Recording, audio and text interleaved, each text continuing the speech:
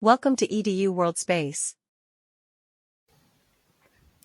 So in this question, we are given the principal strains at a point, right? The principal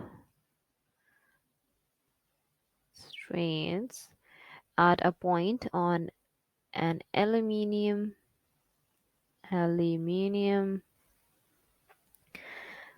fuselage of a jet aircraft, right? And the principal strains are epsilon sub 1 is equal to 780 into 10 raised to power negative 6, and epsilon sub 2 is equal to 400 into 10 raised to power negative 6, right? Now we are required to determine, right? We are required to determine the associated principal stresses, right? The associated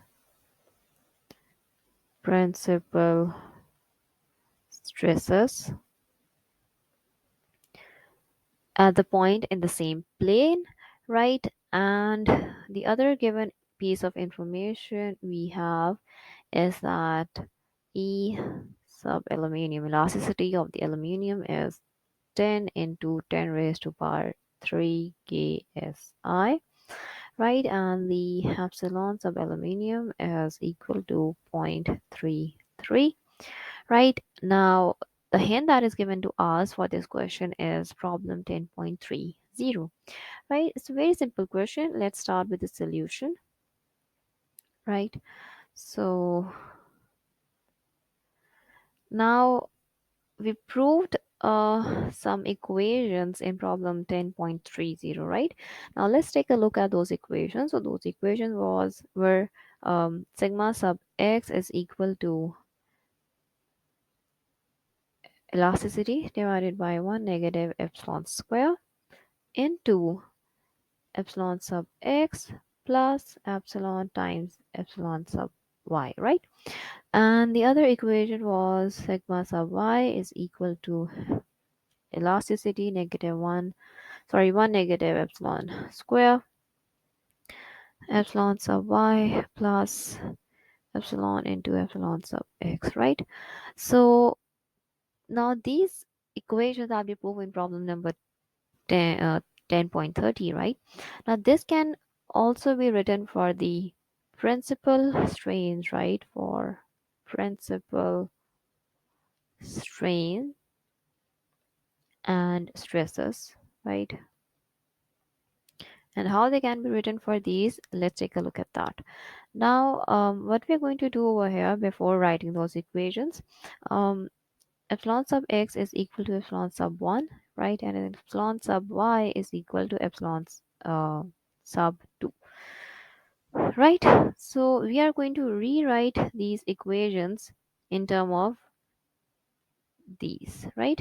So let's take a look at those new equations, right? So sigma sub 1 is equal to this part remains the same, right? And in the parentheses, this part also remains the same, right? And the other equation becomes like this. If you can see over here, the right hand side of the equation, it remains the same, right? Only the left hand side of the equation has changed, right? So from now what we are going to do is that we are going to use these two equations, right? These two new equations to solve our problem, right? So we will be using these equations. These are very important. Remember them. So first of all, we'll solve for the sigma sub 1, right? The first principal is, so we have E divided by 1 negative epsilon square, and over here we would have epsilon sub 1 plus epsilon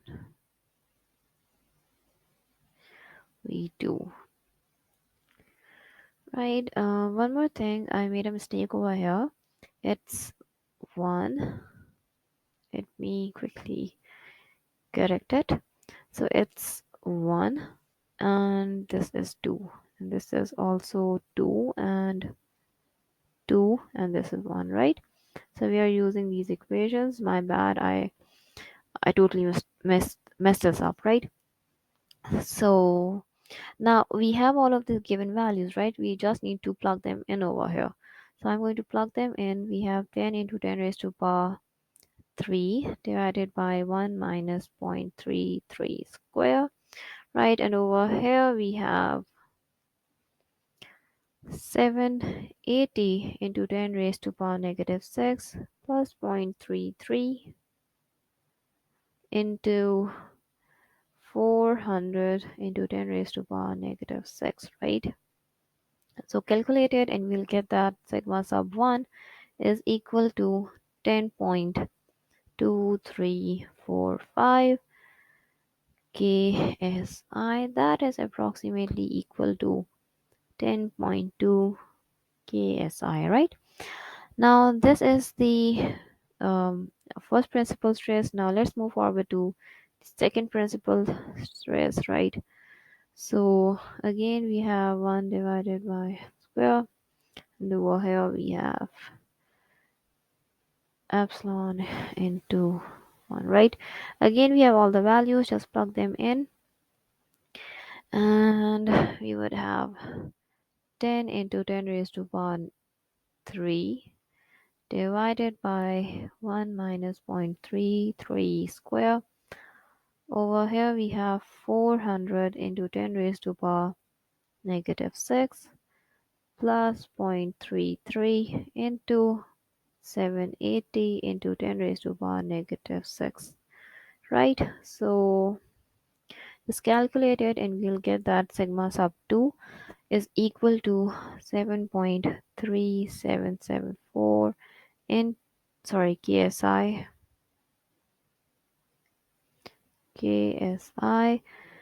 that is approximately equal to 7.38 KSI, right?